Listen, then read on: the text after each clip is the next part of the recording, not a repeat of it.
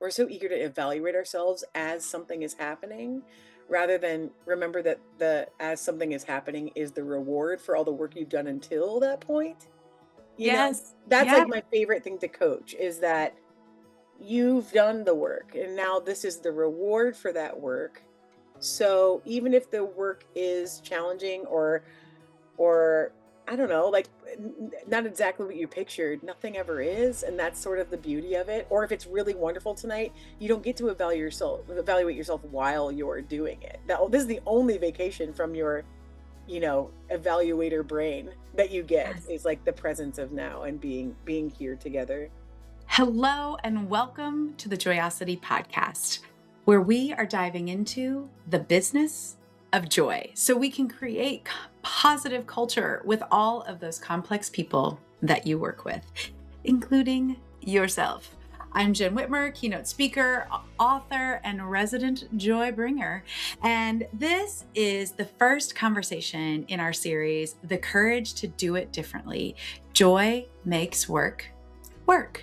These conversations were originally a part of the research for my book, Joyosity: How to Develop Intense Happiness in Work and Life.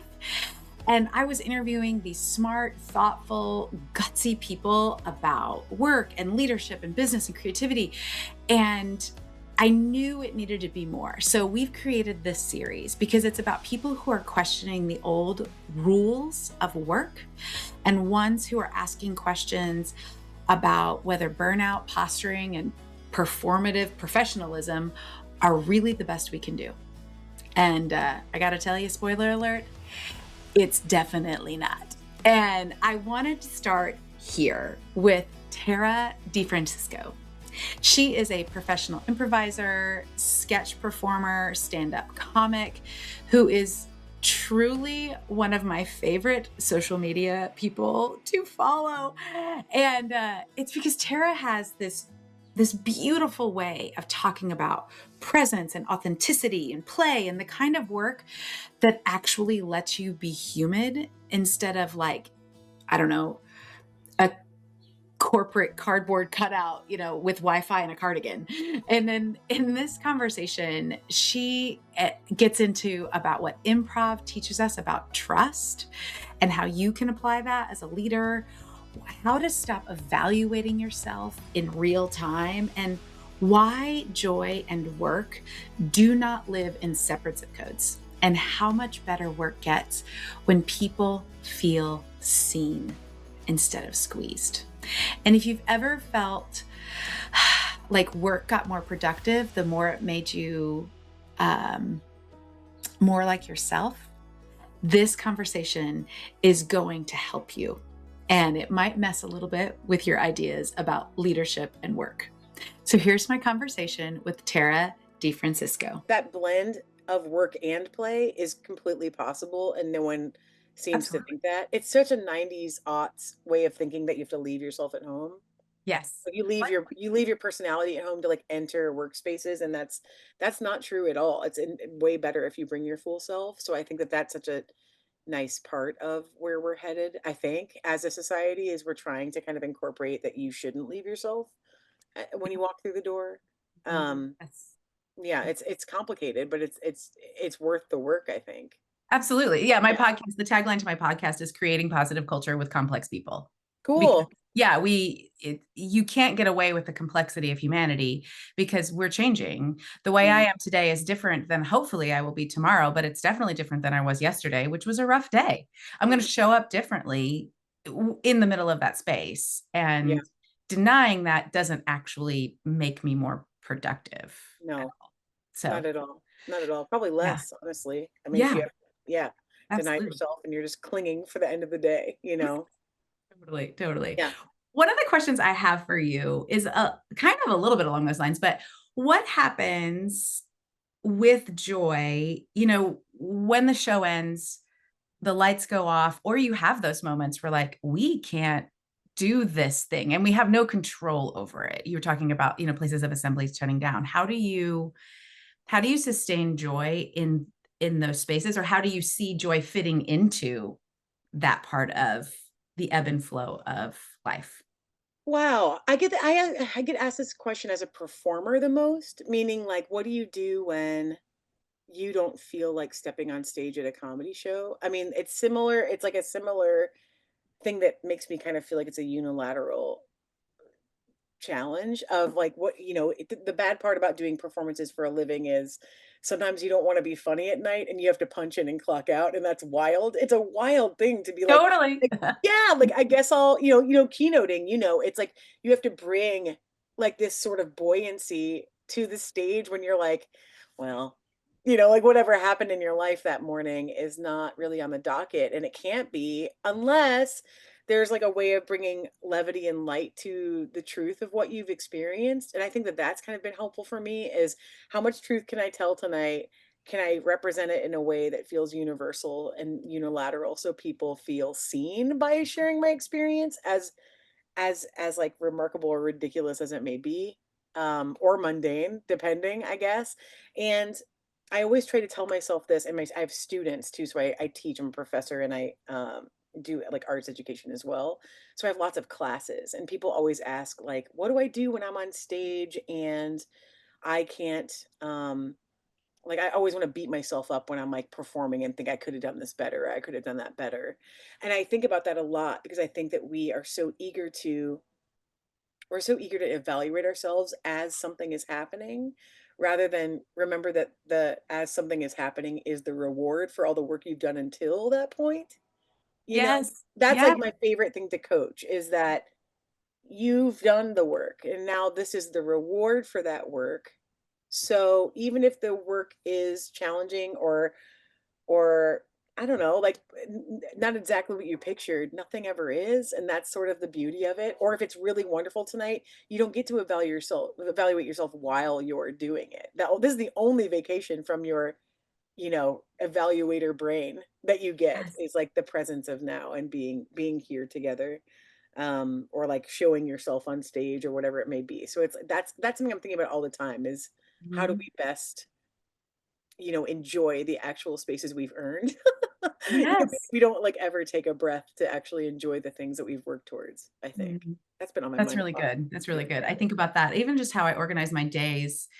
I uh, I have a whole funny thing I talk about being a manager, a maker, or a musician, and Mm, how you schedule your days versus like hourly or half day blocks, or this day is dedicated to this thing.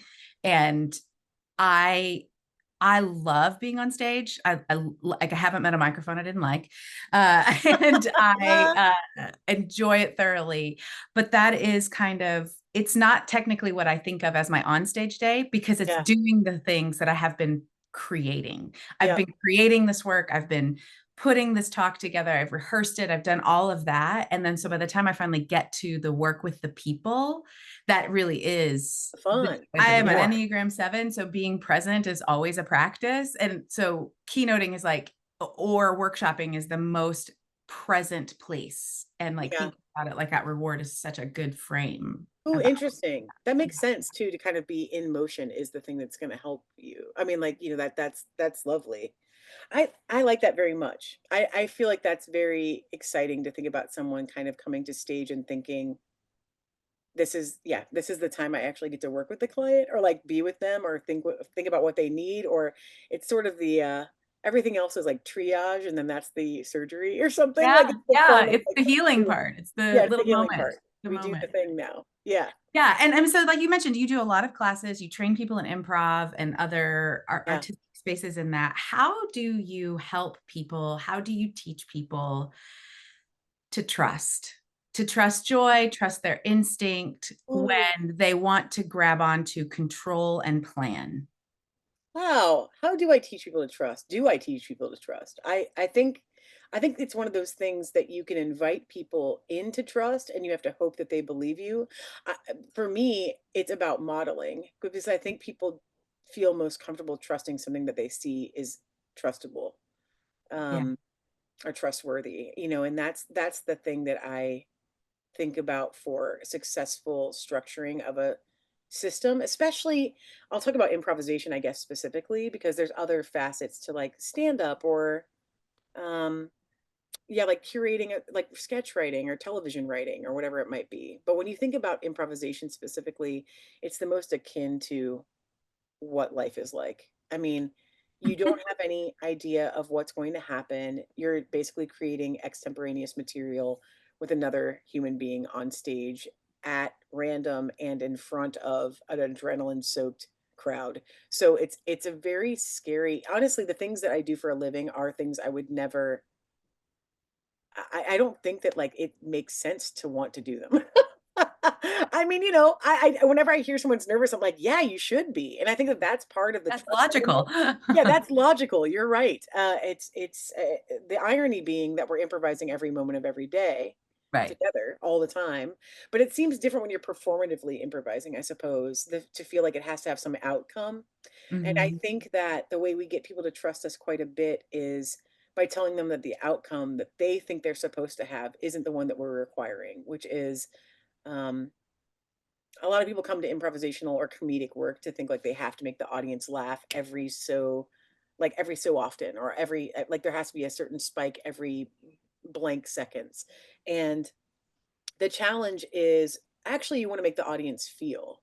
If you can make Mhm. the audience feel and feel like you're representing them and the human experience, then they're more likely to laugh because they feel seen. So when you feel like this like bounce to scenes that work or like comedic work that takes off, it's often like, "Oh yeah, that guy's like me." And then you'll see people kind of lean into the show differently, and so that's easier to get people to trust that feeling because they know what it feels like to be a human. They don't know that it doesn't have to be like spiked with jokes every 5 seconds. It just has to be like laden with truth. And if the truth is there, then usually the truth is funny.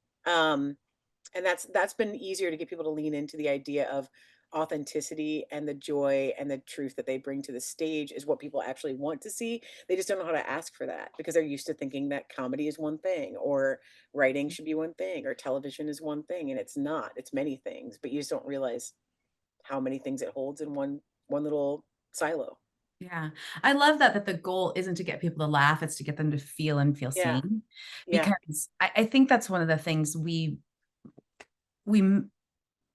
we put in the wrong place at work as Mhm. well, because there's just such an old idea of people kind of being widgets, For this sure. old factory idea, and that when you see people, they actually perform better.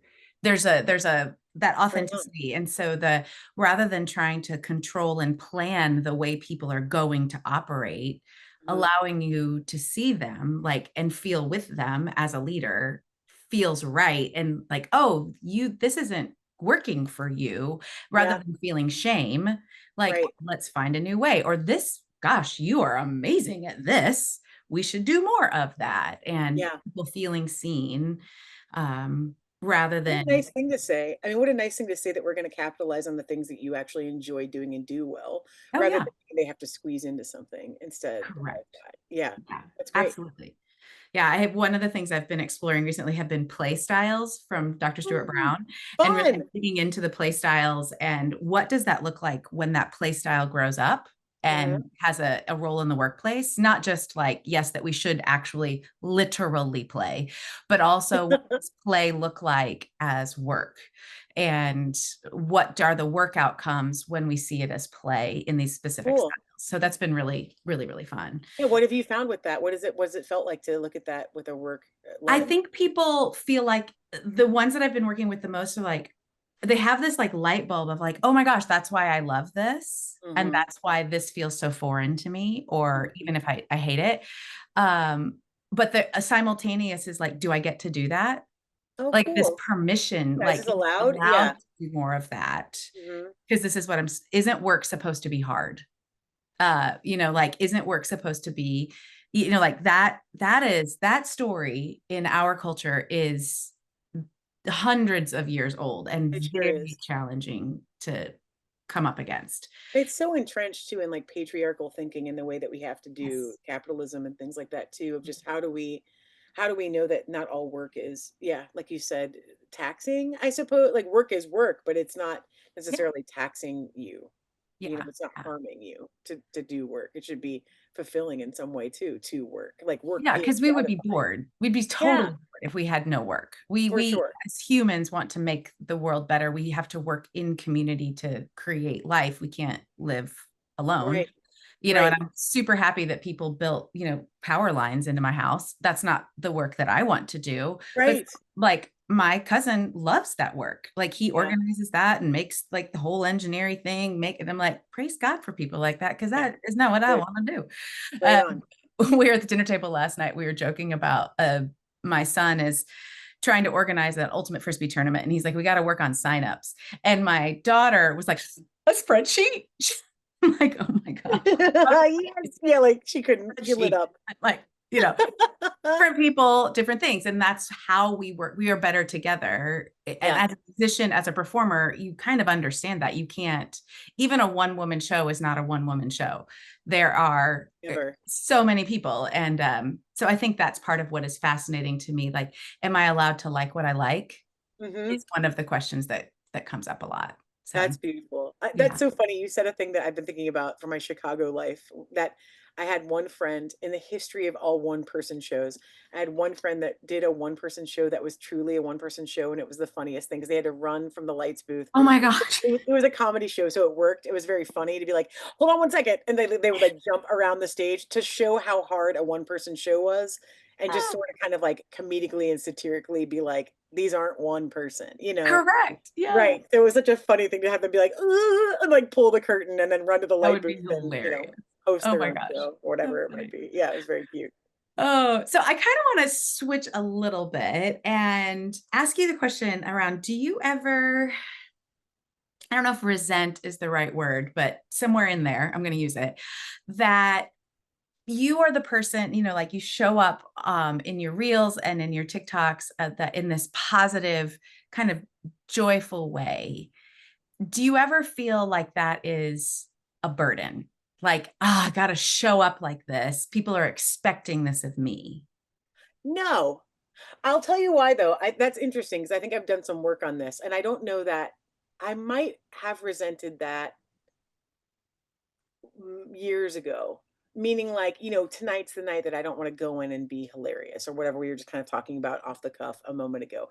But I think that now, since I've broadened the scope of what I'm permitted to let myself do, it's Yeah. gotten more fun. I do think it's funny though when people kind of come to my page every now and then, they're like, I'll say something kind of seriously or sardonically, and people will be like, "You're hilarious." And I'm like, "Okay." Like, I don't even necessarily think it's like laugh riot funny because I do things that are like more sharply funny in my life, I guess, or like more comedically driven in one aspect than the other.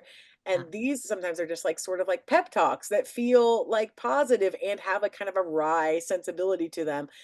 It's basically the way I talk anyway. What I wish I had though, Jen, is I wish I had me for me. Maybe that's what I don't resent anything, but I think I need me or someone like me to tell me what I'm telling everyone else because I do believe it, but it's also just good proof that we always need um encouragement and like other voices to sort of like remind us of the truth, or remind us of, yeah, what we all, I think, core beliefs, that we all know. It's like, of course you're worth space. Of course you're allowed to get out there and like praise yourself for something good that you did. Of course you are, but like it's nice to hear that.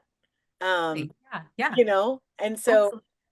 yeah, I think I'm in a fortunate spot right now in the world of social media where social media is a nightmare. And I think primarily the people that follow me are really like really joyful and they want to help other people. So a lot of my comment threads are like people encouraging each other. It's kind of like a boost, It to is. be a joyful space on the internet. Yeah. It's uh, delightful. yeah. One of the things I love about what you do and that really drew me to you and like wanting to interview you is you even did a thing about it recently. That was the goal isn't to be something amazing one place and something not amazing in another place. It is, just being who you are. And, you show up and people are like, oh, yeah, that's our girl. That's her.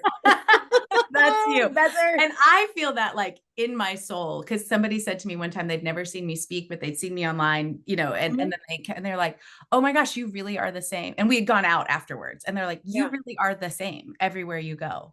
And I was like, that is the that's a biggest huge compliment. compliment. That's what I'm going for. That's a Like, huge compliment. I mean, obviously people kind of like have to take care of themselves and, there's all these like things at play that can be. there are boundaries, but Yeah, and there's challenges too to like what kind of body you have and what kind of person you are and like what you're afforded. I meaning like are you allowed to be this person at work and keep your job? That's the challenge I think and that probably like aligns with your work a lot of like how do we help people know that they are allowed to be themselves in this space and that we not only accept it but we kind of are delighted by it. It's yeah, good to see. And I've been interested in that because I feel like I've had employers in the past. I've worked for like a really large comedy firms and spaces that are really notable worldwide, and they can be really awesome. But it matters who's in charge of those spaces and yes. what you're sort of locked into doing. Like we used to have to wear a certain thing or um, Mm, present a certain way, and certainly there's some that make sense. Like we have this client, be on best behavior is like sort of a thing that you assume or um like dress this way like people would try to get me to dress in things that were like this is the most unflattering thing you can put on my body like this is not the right thing for me to be wearing. I don't like yes. it. I don't feel like myself. Like this feels like a cage and I don't like that and I'm supposed to be funny and free, so like Yeah, you're that's not going to making me work. no, it's not going to work. So I think about those kinds of things a lot and how it translates into like the way we trap our own personalities because we feel kind of choked a bit to, just I don't know, vocalize ourselves, be authentic, be who we are. And like the more of ourselves we bring to the space, the more people like us, ironically, right? Like the more Exactly. differences we see, the more people we get to know, the more people you get to love, which is really what I like about the world is I think that the nicest thing you can do for yourself is travel, meet as many people as you can, talk to as many people as you can, and then you realize like, oh, this is pretty great. I actually have empathy and compassion for everyone I've met. So there's no one to like take off the table. And Hmm. yeah, authenticity has to be part of it because then we get to know each other fully and well, and it's exciting to Yeah. be around people that aren't just you. I Yeah. yeah. And even if like, I think there is this idea, especially with the advent of Facebook and it's your friend, like Oh the yeah. word friend. And even Sure. as a former elementary school educator, where you say, okay, friends, like that, Yeah, yeah, yeah. It's like the I get placeholder. that. But that it's okay that there are different levels of acquaintances and colleagues and friends. And that, like what you said, you can have empathy and compassion for everybody. It does Mhm. not mean they need to be your intimate friend. Like No. there are stratus, whatever, you know what I'm saying? Like Yeah, a that. stratified place in there of healthy relationship. That's right. You can still have a healthy relationship with the random person on the street that you have that funny conversation with and move on. And even if you never see Yes. again, that's still fine. Yeah, Have to become that's your so friend. right. I feel like I've been thinking about how people feel like they have to know someone to understand them. And I don't think that's necessarily true at all. I think it's like it's sort of the fabric of just accepting that there's like lots of wonderful people in the world that aren't you. And Yeah. that's okay. I keep seeing those memes that are like, what if blank was your daughter? Or like, what if this was your cousin? And it's like, well, why do you have to be related to them to care about them? Why do you have to, know them intimately for you to invest in wanting their wellness? It's like we're Absolutely. we're humans. We should all be kind of rooting for each other, ideally. What is something you've unlearned about being professional? That employers or gatekeepers know exactly what they're doing. I think Mm, everyone is doing the best that they know how to do most of the time that they try to do it. And thinking that they have all the answers is probably not true. They're probably doing the best they can to do it and like offering opportunities or advice, like not advice, but like offering some kind of solutions is really helpful to people that are kind of making spaces or making offices or whatever it is. As long as you have I think complaint without suggestion is sometimes can be fruitless, but it's really wonderful when you're like, what if we tried this? And I think sometimes the gatekeepers are as lost as the worker.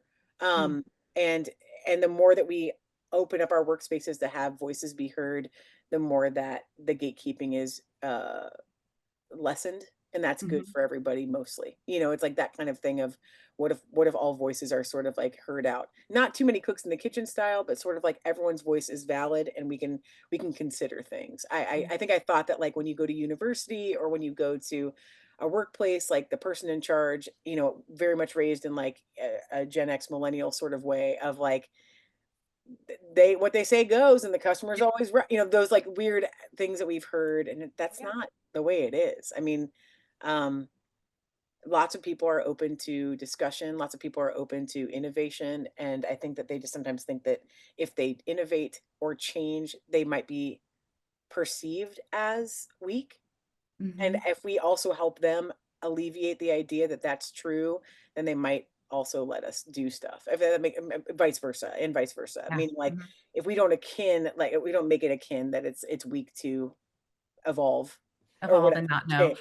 Yeah. Normalize when you get new information, you change your mind. Yeah. Yeah. Yeah. And that no one perceives it that way, including the workers. Like that they're like, this is cool that they listened and changed rather than kind of like, oh, I have better idea. It's like you have to all take the moment to find a way to kind of yeah, blur those lines and say that we're all helping one another. Yeah. That Well, might back be to it. what you said at the beginning about collaboration. Like it when Yes. you it's not democratized, but when you lower the power distance a little bit, like somebody is Yes. the all-knowing, you have Yes. so much better collaborative work. Yeah, no cults, please. I think that that's kind of the no, Just like when in people general, but specifically at work, yeah. yeah, I've had people even online be kind of like, "You're my guru, you're my therapist." And I'm like, "Please go to therapy for real and make sure that you're also your own guru." I don't like we don't need to put anybody on a pedestal. Let's just thank each other for being fun. That's the hope.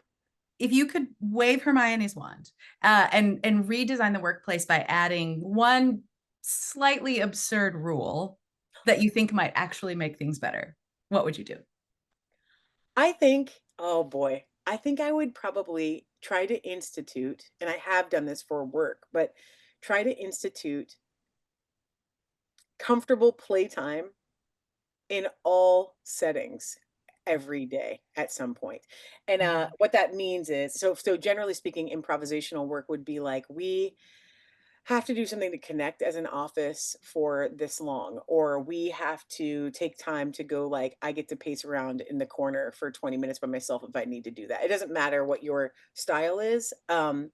But it's a really helpful thing that we've noticed. We used to train some organizations to do. We were brought in to train. My partner and I were brought in to train organizations that were having like tough times with the same sales department because they were all in competition with each other, Mhm. and we would have them play these, like, childlike games for 5 to 10 minutes every day, and everybody's, like, trouble between parties went away, and their productivity went up because they had allotted time for play every day, and it's not, like, forced play, it's more sort of Yeah. that's a challenge too, right? It's like everyone has to play the same way. That's the challenge of this, but it can be really effective to have people sort of, like, feel what the day feels like. Is it a high energy game?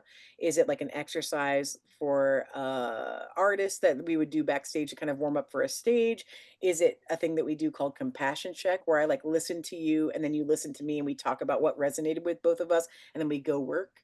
But it's like things like that where we have these exercises where play is very wide, and it Yeah. just sort of means, like, connecting with another person that you share the carpet with at that space, and then you feel sort of connected better, like you're kind of interstitched with one another. And I Oh, think that's I what I love do. that so much. It's huge. It helps so much, and it's, like, Yeah. really quick that the results come in from it, which is Yeah. nice. And I love that you what you saw too, and the last not the last chapter, not the conclusion, but the last, like, content chapter of the book is about play, and the whole Great. chapter is how you play and that play is an invitation, like, improv is an invitation, Yeah, and play is never forced, it's always voluntary, always. and, so I And just there's different styles of I play, love like, that. there's all kinds of play. Play just means, like, yeah, just being in flow, basically, for people, and we find the ones that match per setting, you know? Ah, isn't Tara so good?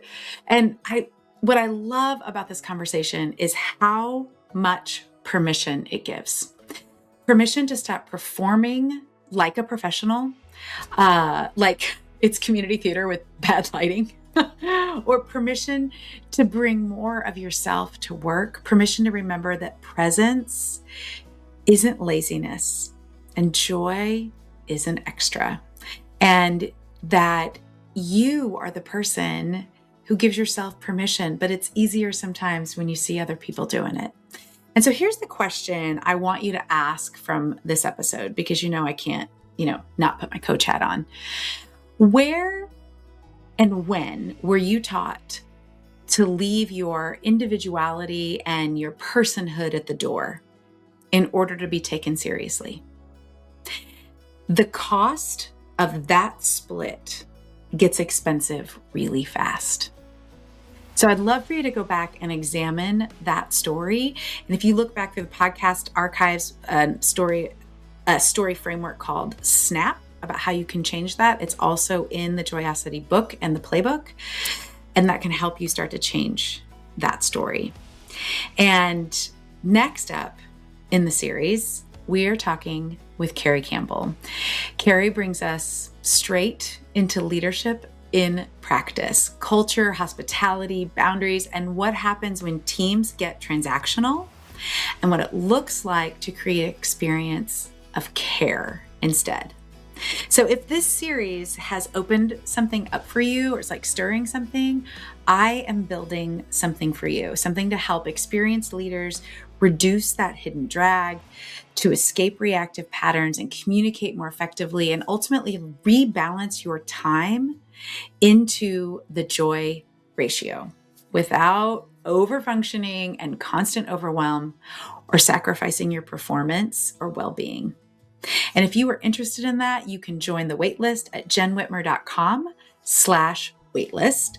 And while you're there, you can grab your copy of Joyosity at jenwhitmer.com or jenwhitmer.com/books, and wherever books are sold. If Tara opened the door and gave us permission, Carrie walks us into the room and really starts rearranging the furniture in the most hospitable way. So I really hope that you join us next week. And if you know others who want to join us in this experiment, please share this episode with them. When you share, rate, subscribe to the podcast, it brings all of our collective courage together to do it differently, to put joy in the center, because joy makes work work.